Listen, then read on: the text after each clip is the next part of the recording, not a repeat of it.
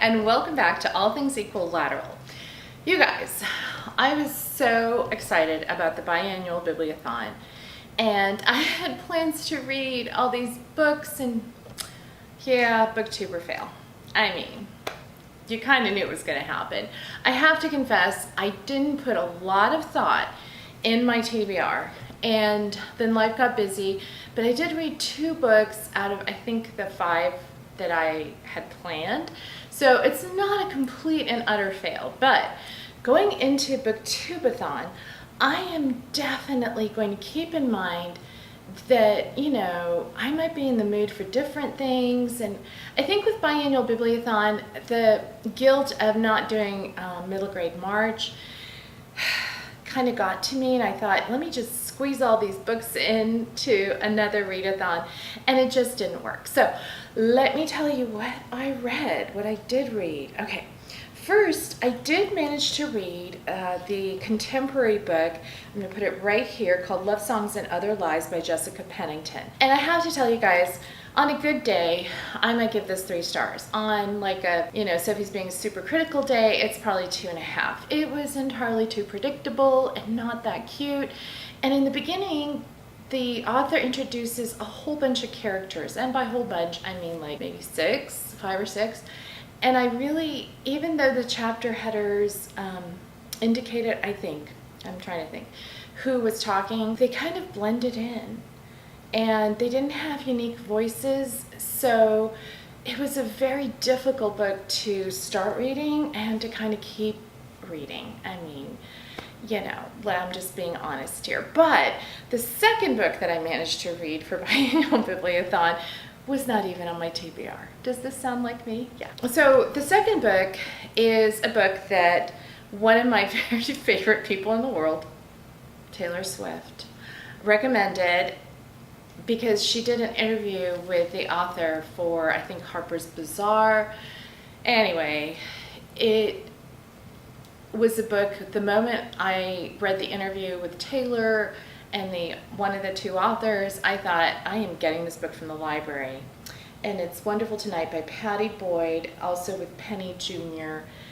You guys, I love the Beatles. And I did, in high school, I read a whole paper on the Beatles. I was such a nerd. And before you go, like, Sophie, you're 107, we're not part of Beatlemania. No, I was not. Thank you very much.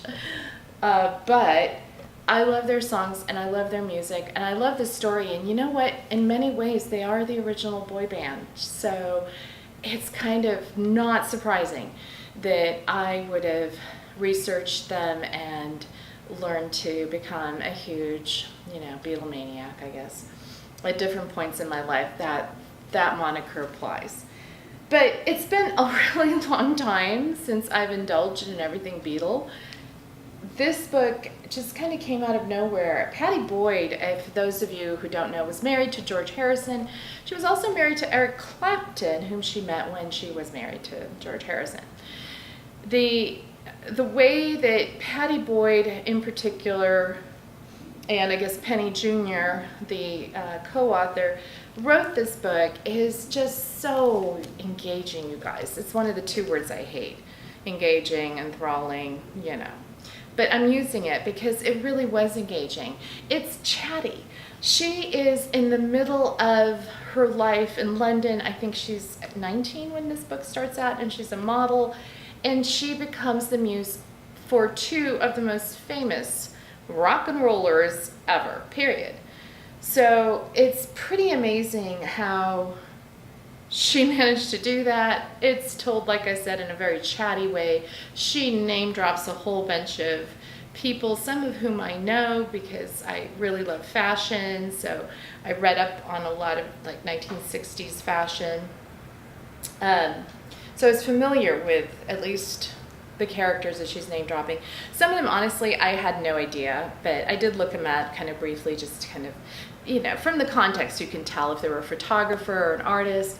But she hung out with some amazing people, and she was in the center of everything that was happening in the 1960s, early 60s, late 60s, and then into the 70s.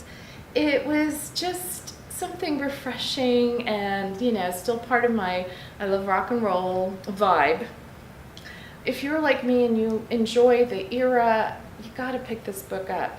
It reads super fast, and there's moments where like you get some of her letters to her siblings. I think she has 4 other siblings and she's the oldest, and her mom gets divorced. So that's how the book starts out, with that portion of her life, and her modeling career is just beginning to kick off.